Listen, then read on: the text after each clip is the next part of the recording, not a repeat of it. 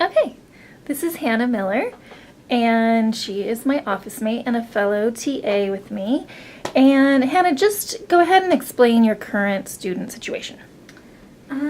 So I'm a first-year MA student here at UNC. I graduated from the University of Northern Colorado with a Bachelor's of English.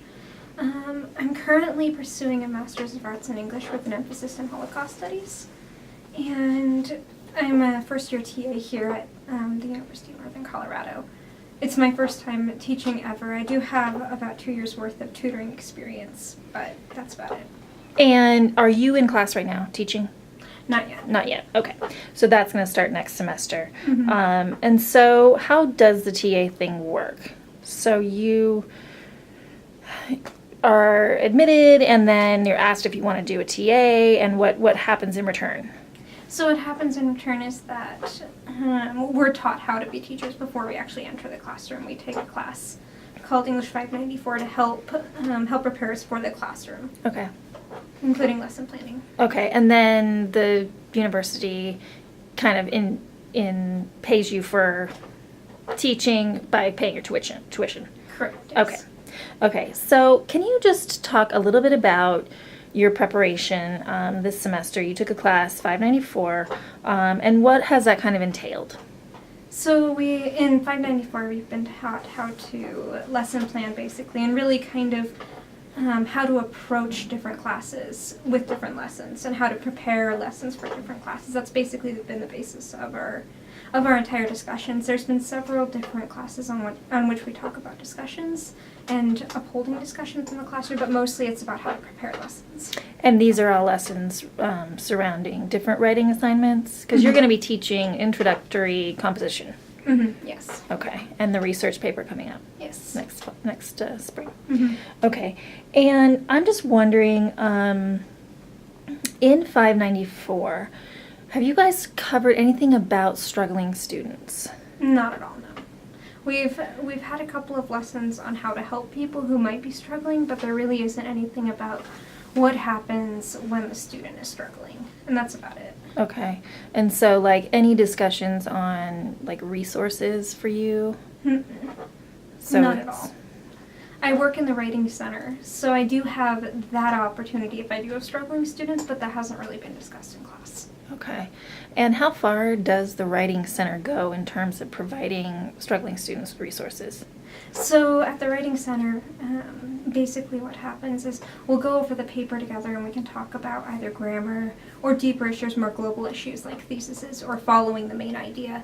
But really, it's all about ownership on the student. And so if they're really struggling and really not understanding the assignment, we usually send them back to the professor in the case that because we don't want to speak in place of the professor.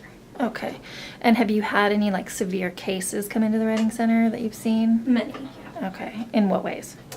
There's a lot of the issues tend to come up in terms of not understanding how to write a thesis statement, and this not understanding of how to create a main idea in an essay, and how to follow that main idea through an essay.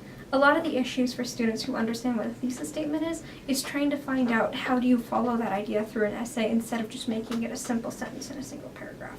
Okay. And any, like, diction issues or maybe English as a second language issues? We have a lot of that too. I wouldn't call that so much that it's writing problems.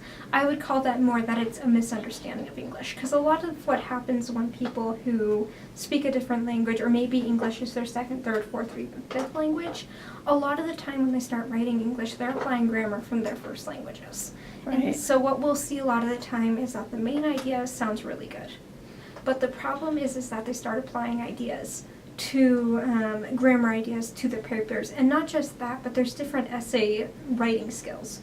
For some cultures, the idea of following an idea right through a sentence is very foreign to them. Okay. And they're expected to talk around the topic. So we talk about what it means in American English, how we write a thesis, and we follow that idea through instead of talking around the topic, which is cultural.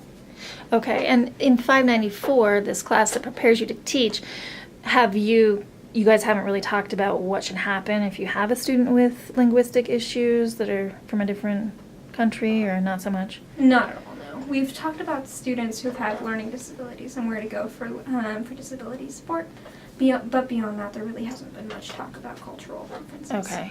Okay, interesting. And you used to work at CHE, which stands for... Center of Human Enrichment. It's a TRIO support student service program. Okay, and can you just explain that a little bit? Because I was never informed about CHE until some random person suggested it, but it seems like an amazing resource that TA should know about. Definitely. You know, the thing about CHE, it's a little bit complicated. It's a waiting list Okay, program. Instead, not just every student can go there. CHE is a TRIO student support service, and TRIO is it's a federal grant program, and it's aimed at students who are first generation and minority. Not first all- generation students. Exactly. Okay. Yes. They're not always minority, but the most of them do come from minority Okay. communities. And really what it focuses on is making sure that these students are successful and stay in school. And for many of them, they have, a lot of their families have not graduated from high school. Some of them have, but a lot of them haven't. Okay. And so this is a very, very new experience for a lot of them.